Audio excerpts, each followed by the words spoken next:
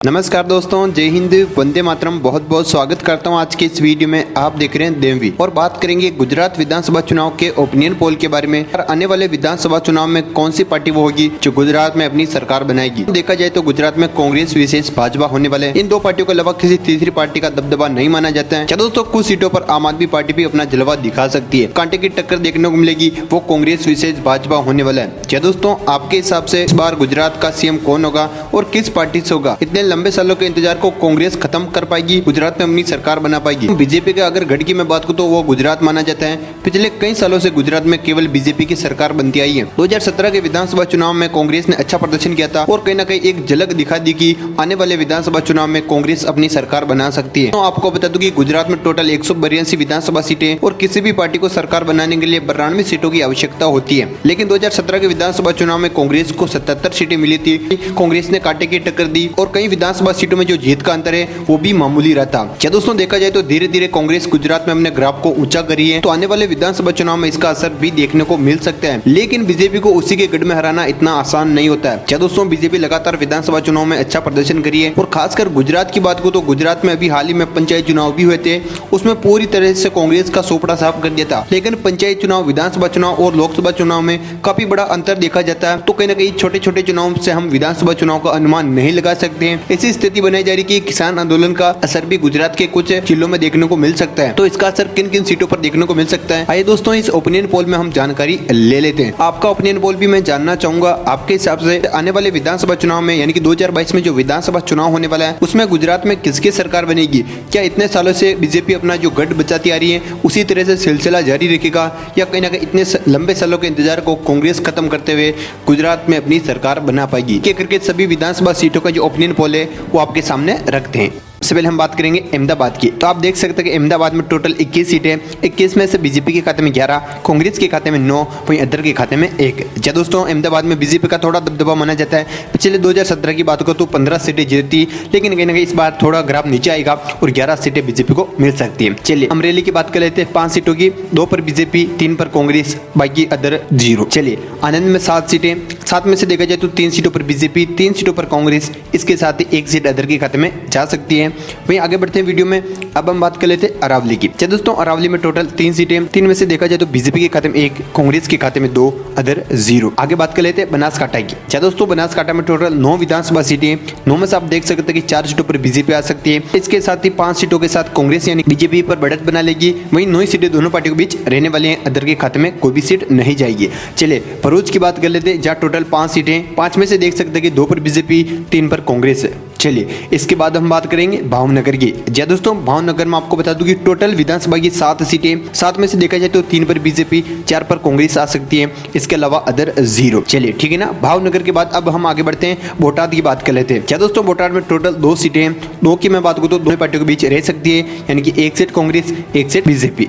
चलिए आगे बढ़ते हैं। अब हम बात कर लेते हैं छोटा उदेपुर की। दोस्तों, गुजरात की जो जिला है इसमें से टोटल 3 सीटें, 3 में से देख सकते हैं तो 1 सीट पर बीजेपी, 2 सीट पर कांग्रेस, अदर 0। इसके बाद आगे बढ़ते हैं, द्वारिका की बात कर लेते हैं। दोस्तों, आपको बता दूं कि टोटल 2 सीटें, जो 2 की 2 बीजेपी के खाते में जा सकती हैं। दोस्तों, यहाँ बीजेपी का गढ़ माना जाता है, तो कहीं ना कहीं कांग्रेस के लिए यहाँ से सीट निकालना आसान नहीं होगा। चलिए ठीक है ना।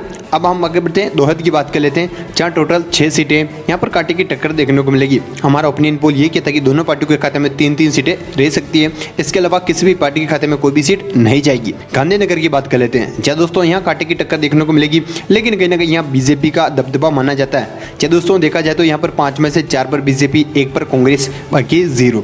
चलिए गांधीनगर के बाद गिर सोमनाथ की बात कर लेते हैं, जहाँ टोटल 4 सीटें, 4 में से देख सकते हैं 2-2 दोनों पार्टियों के बीच रह सकती है, यानी कि 50-50 का मुकाबला यहाँ देखने को मिलेगा। अब हम बात कर लेते हैं जामनगर की। दोस्तों, जामनगर में टोटल 5 सीटें, 5 में से देख सकते हैं कि 2 बीजेपी, 3 कांग्रेस, अदर 0। चलिए जूनागढ़ की 5 सीटें क्या कहती है, तो आप देख सकते हैं कि जूनागढ़ में 5 सीटों में से 4 पर बीजेपी आ सकती है, इसके अलावा 1 सीट कांग्रेस के खाते में जा सकती है, यानी कि अच्छी खासी सीटें यहाँ से बीजेपी जीत दी जाएगी।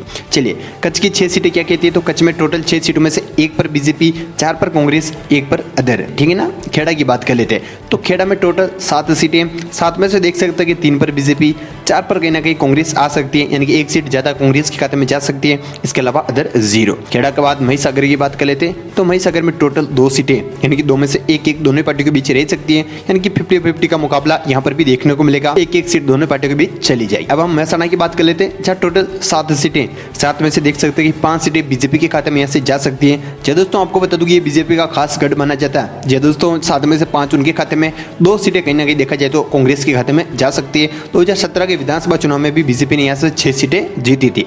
चलिए मोरबी की बात कर लेते हैं, जहाँ टोटल 3 सीटें, 3 में से देख सकते हैं 1 सीट पर बीजेपी, 2 सीट पर कांग्रेस, अदर 0।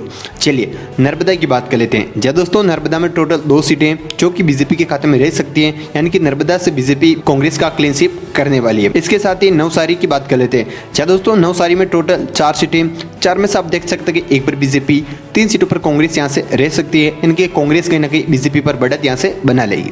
चलिए ठीक है ना। पंचमहल की बात कर लेते हैं, पंचमहल में टोटल सीट की मैं बात करूँ तो 5 है, 5 में से देख सकते हैं कि 2 सीटों पर कहीं ना कहीं बीजेपी, 3 सीटों पर कांग्रेस, अदर की मैं बात करूँ तो अदर के खाते में कोई भी सीट यहाँ से नहीं जाएगी। चलिए आगे बढ़ते हैं, अब हम बात कर लेते हैं पाटन की। जी दोस्तों, जैसा कि आपको पता है कि पाटन की विधानसभा में टोटल 4 सीटें, 4 में से हमारा ओपिनियन पोल ये कहता है कि कांटे की टक्कर देखने को मिलेगी, 2 सीटों पर बीजेपी, 2 सीटों पर कांग्रेस, बाकी अदर की बात करूँ तो अदर के खाते में कोई भी सीट नहीं जाएगी, ठीक है ना। पाटन के बाद अब हम आगे बढ़ते वीडियो में बात कर लेते हैं पोरबंदर की। जी दोस्तों, पोरबंदर में टोटल 2 सीटें, 2 में से देखा जाए तो 1 पर बीजेपी, 1 पर कांग्रेस, अदर 0। पोरबंदर के बाद राजकोट की बात कर लेते हैं। जी दोस्तों, राजकोट में आपको बता दूं कि टोटल 8 सीटें, 8 में से देख सकते हैं कि 5 पर बीजेपी, 3 पर कांग्रेस, अदर 0। राजकोट के बाद आगे बढ़ते हैं, साबरकाठा की बात कर लेते हैं। जी दोस्तों, जैसा कि आपको पता है कि साबरकाठा में टोटल सीटें 4 है, 4 में से 1 पर बीजेपी, 3 पर कांग्रेस, यानी कि कहीं ना कहीं यहाँ से कांग्रेस का दबदबा देखा जा सकता है, अदर के खाते में कोई भी सीट नहीं जाएगी। वीडियो में आगे बढ़ते हैं, अब हम बात कर लेते हैं सूरत की। जी दोस्तों, सूरत में टोटल 16 विधानसभा सीटें, सबसे ज्यादा निगाह सूरत पर रहने वाली है। 16 में से देखा जाए तो कहीं ना कहीं बीजेपी का जो ग्राफ है सूरत में वो गिरता हुआ नजर आ रहा है। 6 सीटें कहीं ना कहीं बीजेपी के खाते में जा सकती है। क्या दोस्तों, अब जैसा कि आपको पता है कि नगर निगम चुनाव में भी कहीं ना कहीं बीजेपी ने अच्छा प्रदर्शन किया था,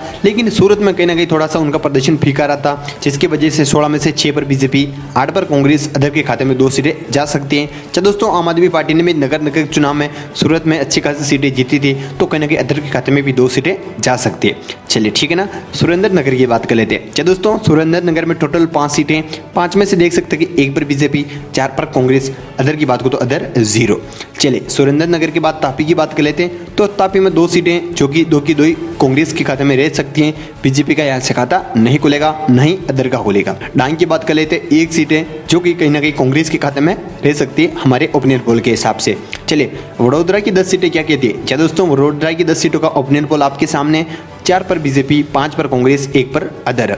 चलिए वडोदरा के बाद बात कर लेते हैं सबसे आखिरी जिला वलसाड़ की। जब दोस्तों वलसाड़ में टोटल 5 सीटें, 5 में से देख सकते हैं कि 1 पर बीजेपी, 4 पर कांग्रेस, अदर की मैं बात को तो अदर के खाते में कोई भी सीट नहीं जाएगी। चलिए ये था गुजरात के 182 सीटों का ओपिनियन पोल। आप देख सकते हैं कि सभी सीटों यानी कि 182 टोटल सीटें, उनमें से किसी भी पार्टी को सरकार बनने के लिए 92 सीटें चाहिए, लेकिन हमारे ओपिनियन पोल के हिसाब से तो कांग्रेस को यहाँ से बहुमत मिलता हुआ नजर आ रहा है। 94 सीटें जा सकती है, 82 सीटें बीजेपी के खाते में आ सकती हैं, इसके अलावा 6 सीटें अदर किसी भी पार्टी के खाते में जा सकती है।